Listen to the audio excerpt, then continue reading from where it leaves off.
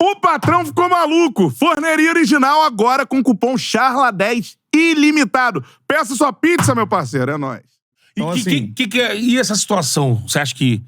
Porque, assim, eu entendi como uma sacanagem a relação Jefinho, Lyon, Botafogo e tal.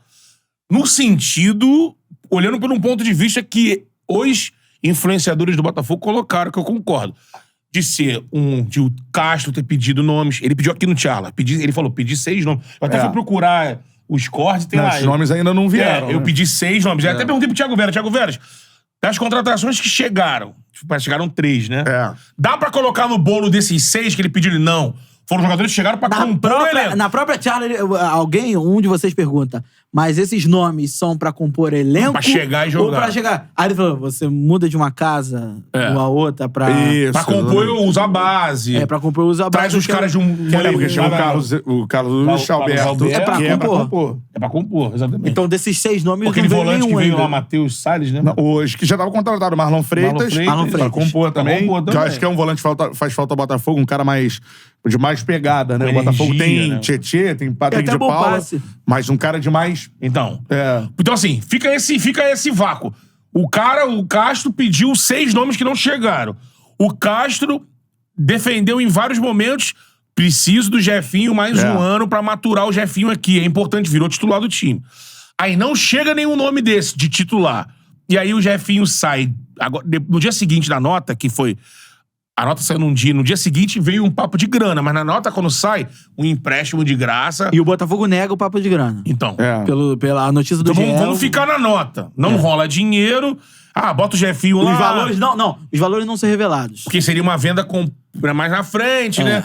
Eu acho que, por esse prisma, eu acho sacanagem. Agora, pelo outro ponto, que aí é o choque de realidade, amigo, é um dono. Eu falava isso aqui no ano passado, pra Vasco, até mais pro Vasco, porque o Botafogo já era SAF. Amigo, pensa bem quem é sócio, quem vota lá dentro, porque depois que passou, não tem amigo, volta. O cara é dono. Então, isso eu acho que assim... E quando o Texo assumiu o Botafogo era em potencial o time que poderia, arrumado, brigar por títulos. O Crystal Palace não vai brigar. Agora ele comprou o Lyon, amigo. E o Lyon pode, com grana, brigar por título da França. Tem que ficar claro o seguinte, eu acho que a pressão do torcedor botafoguense faz todo sentido. Tem todo o direito de ficar chateado. É a pressão que pode mudar o olhar do Textor. Exatamente. Em relação pra não ser uma vitrine só, né? Não é um clube satélite. O Botafogo não foi comprado pra ser clube de satélite. Então. Na visão do torcedor. Na visão do torcedor. Mas agora, aí fica um recado, isso que tá acontecendo com o Jefinho, é um recado para o futebol brasileiro, não só para o torcedor do Botafogo. Vai virar SAF, amigo. O seu time vai ter um dono. Não adianta. E um dono que visa lucro. E um dono que não é só dono do seu time, ele é dono de várias... O seu time faz parte de um conglomerado plataforma de empresas. De clubes, né? Então, pelo mundo. Assim, qual é o lado positivo de ter a SAF? Óbvio, o Botafogo sem SAF cairia no ano passado. Você tem um respaldo financeiro. Sem ali, vai ter... Deixaria as portas financeiramente falando. Talvez. Agora, qual é o lado negativo da SAF? É esse. O sentimento, a coisa de dar importância ao Botafogo. Do passado. Em termos de direção, de diretoria, isso fica no passado. E outra... Agora, o sentimento, essa coisa continua com o torcedor.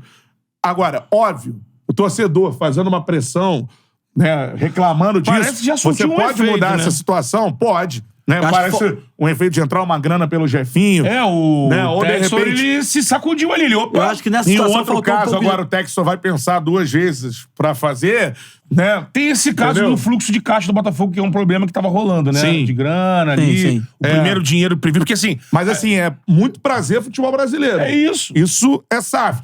Seu time tem um dono, ele tem outros times que fazem parte de um grande conglomerado e é esse o interesse do empresário. Isso é a SAF. Se amanhã... A SAF não tem apenas aspectos positivos. Não, agora chega aqui um mecenas, ele vai injetar dinheiro e um abraço é nós, e o cara é apaixonado pelo clube. Não. Ele é americano e teve uma relação com o Botafogo.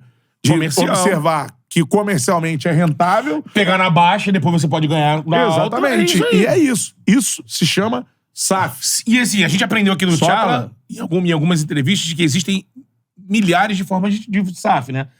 E tem outras coisas envolvidas, pontos negativos da SAF, por exemplo. A gente teve recentemente no Cruzeiro o caso do Fábio. Né? Que foi um caso, o cara é ídolo da torcida e tal. O Ronaldo olhou, cara, preciso aqui esvaziar minha folha Mas e tal. assim, Esse cara aqui... com o Ronaldo, ele até negociou com o Fábio. Não, tudo bem. Não chegaram ao valor. Aí o Fábio... Mas teve protesto na torcida do Cruzeiro. Teve, que hoje já arrefeceu pra cacete. Não, Ninguém tá nem bom, lembra mas mais, teve né? assim... São essas coisas... As coisas são do negócio futebol. Sim. O Ronaldo olhou, cara, esse cara é ídolo. Vou mandar ele embora? Talvez, em outros momentos, o Cruzeiro. Não vou mandar o Fábio embora. E atrasar o o salário diretor dele. apaixonado, ele é ídolo do meu clube e tal. E, mano, mantinha, faziam os carcel... Atrasava o salário. Por então. exemplo, hoje não. O cara vai olhar, mano... Isso pode acontecer com o Gatito no Botafogo, que acabou renovando. Mas, por exemplo, pode se olhar em algum momento... o Lucas Perry é um goleiro mais interessante. Vou negociar o Gatito e emprestar. Pode ser. Pode ser. Mas eu já acho que nessa questão da SAF são dois pontos diferentes. Essa situação, por exemplo, o que aconteceu com o Fábio, do que acontece com o Jefinho. Não, você vai dizer são dois outras... pontos. Não, outra... O cara da SAF já se vai cortando na farinha da carne, amigo. Por exemplo... Tá sangrando aqui, eu gosto. Eu vi até alguns amigos botafoguenses, o próprio Pedro Depp, eu vi o Browner também falando sobre isso, como alguns clubes poderiam fazer esse processo de forma mais transparente e principalmente visando o lucro para o Botafogo. A maior reclamação da torcida não é perder o Jefinho. Perder esportivamente e não entrar nada... E não entrar mas nada acho que financeiramente. tem um problema aí, que é o seguinte, cara. O Textor é o dono da SAF. Esse do dinheiro Botafogo. vai sair e vai entrar nele. Ele é a empresa. Na verdade, ele tem um conglomerado. É o mesmo bolso, né? Ele vai pegar aqui, Textor, toma aqui, entendeu? É aquele meme que botaram na internet. É o Chavinho comprando pra ele mesmo churros, isso, pô. só que, por exemplo... Senhor, quero um churros? É isso. Sim, quero um churros. Toma, vira a volta. Mas, por exemplo... Toma, obrigado. Entrar em caixa pro Botafogo reinvestir em outros reforços. Mas mesmo assim, ele já tirou dinheiro do bolso dele a mais do que ele tinha planejado pra primeira temporada. E acho que ele vai contratar outros reforços. Eu acho que o Botafoguense ficaria tranquilo se tivesse chegado os nomes que eles pediram. E aí, nesse meio tempo, galera, o Jefinho tem um potencial interessante. Vou botar ele aqui no Lyon, mas o Botafogo já chegou aqui. Tem reposição para o Jefinho. Chegaram os titulares que ele precisava, sei lá, pra meia, pra zaga. Mas assim, aí o Botafoguense vai falar assim, não... Não, o Textor tá contratando. Só pra ficar claro a minha opinião aqui. Eu acho justa a indignação. Sim, e acho que esse movimento faz com que o Textor dê prioridade ao Botafogo, sim, em outras oportunidades. A pressão do torcedor, isso funciona. Então, assim, os torcedores têm essa atuação importantíssima nas redes Os sociais. torcedores do Manchester fizeram a família Grizzly mudar de ideia muitas vezes. Por outro lado, você tem aspectos negativos de uma SAF. A SAF não é extremamente positiva somente para os clubes. Ela tem aspectos que você vai ter que abrir mão. Vai depender de quanto você tá na mão da SAF. Se a SAF chega num clube que tá estruturado, ele vai perder menos. Que a gente já conversou várias vezes sobre isso aqui, que vamos ter outros modelos de SAF. Pode ser uma SAF que não seja uma holding. Pode ser apenas um. E aí esse clube não vai ter disputa com ninguém. É uma grana aportada para aquele clube, não é uma holding. Porque o negócio da holding que tá crescendo é aquilo que a Cantarelli falou. É uma plataforma multiclubes. Então, ele tem vários níveis de clubes. Mas, por exemplo, eu acho que não é tão simples quanto essa questão do Textor tirar dinheiro de um bolso e botar no outro. Primeiro, Botafogo e Lyon são clubes completamente diferentes em termos de arrecadação, em termos de visibilidade, em termos de direito de TV, em termos de futebol europeu, brasileiro, enfim. Então, assim, eu acho que o que me pega é a falta de transparência. Porque... Beleza, o Lyon não precisa do meio. O Botafogo não assinou o contrato do John Textor da seção da SAF com o Lyon como parceiro. É outra coisa. Ele é dono de lá e aí ele tem é dono do Botafogo, então ele tem sócio majoritário lá, né? Sócio majoritário do Botafogo. Então ele tem esse direito de é o dono. No conselho que decide ele. No conselho que decide ele. Agora, como é que tá esse caixa pro Botafogo? Vai entrar grana pro Botafogo investir? É lógico que a gente agora tá vendo pelo prisma negativo do Jefinho saída e não tem uma informação em relação a valores. E outra coisa, aí, galera... como é que vai chegar, por exemplo, se chegar no Brasileiro aí o Botafogo não tiver um pontinho de qualidade no lugar de Jefinho? Eu acho que essa grita vai fazer o Textor se mexer, eu acredito. Administrativamente, isso é péssimo pro Botafogo. Isso é péssimo pro Botafogo. Esportivamente, ele não vai ter uma reposição. Agora, vale a gente lembrar também, o Jefinho veio pro Botafogo num projeto Resende e Lyon. Na época ainda não era o Textor Lyon, mas com certeza tinha... No scout do Lyon, o garoto Jefinho. Já era um cara que tava lá no projeto deles. Então, assim, na hora, com certeza chegou assim... Ô, John Textor, tem um menino aqui que acho que tá no clube que você também é dono lá no Brasil. Esse menino aqui, ó, nosso scout aqui, pô, encaixaria perfeitamente aqui, idade, tudo. E aí o cara falou, opa, Aí, deixa eu só ler alguns comentários. Primeiro, Pedro Henrique Nogueira. Falta estudo da bancada sobre as SAFs. Estão comunicando para a audiência como se fosse um torcedor comum de arquibancada que mal acompanha o futebol, além do jogo em si. Pô, Pedro, deixa eu discordar de você, cara, porque, assim, não é uma questão de estudo. A gente teve aqui professores com a gente aqui sobre esse processo da SAF. Aonde o assunto de SAF era só compra e venda de time, a gente aqui soube que SAF pode ser para negociar direito de transmissão, que SAF pode ser para simplesmente colocar um aporte financeiro e construir um estádio. A gente vai ter fases das SAFs no Brasil, de clubes que estão mais sufocados economicamente, outros clubes que não estão tanto assim, podem vender uma parte não do precisa clube. Não precisa ser 90%, pode ser 20, isso pode acontecer. 30. Pode ter SAF até em estádio, né? A gente Exato.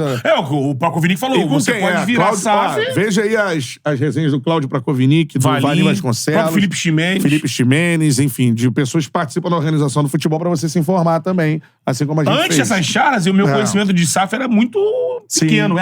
Pra mim era isso. Chegou, comprou, depois aqui dessas outras charlas, a gente entendeu que depende do estado que o clube que vai virar SAF vai estar. Por exemplo, quando o Arnaldo Manhães pergunta sobre isso aqui. Um clube como o Flamengo pode virar SAF algum dia? Sim. Pode. Ele pode, por exemplo... Mas não vai ser esse modelo. Não vai ser esse modelo. Dificilmente um clube como o Flamengo, Palmeiras, vamos dizer esses dois casos, que estão saudáveis financeiramente, vai vender 90%. Porque ele não precisa passar o controle do futebol dele pra uma SAF. Ele não tá operando em déficit. Mas ele pode agregar um aporte financeiro. Exatamente. Pra quê? Ele pode... Aqui o Prakovinik falou. Ele pode vender, por exemplo, 40%, 30% do futebol. 20%, como o cara... do futebol. E não pode ser futebol, pode ser direito de imagem. Pode ser também direito de imagem. Transmissão. Reduzindo a discussão como se você tivesse um carro que tá com o IPVA todo atrasado, outro carro com o IPVA em dia. Você vai receber mais pelo carro que tá com o IPVA em dia, porque o cara vai ter que... Vem aí a segunda onda. Por exemplo, o Atlético Paranaense estuda essa situação.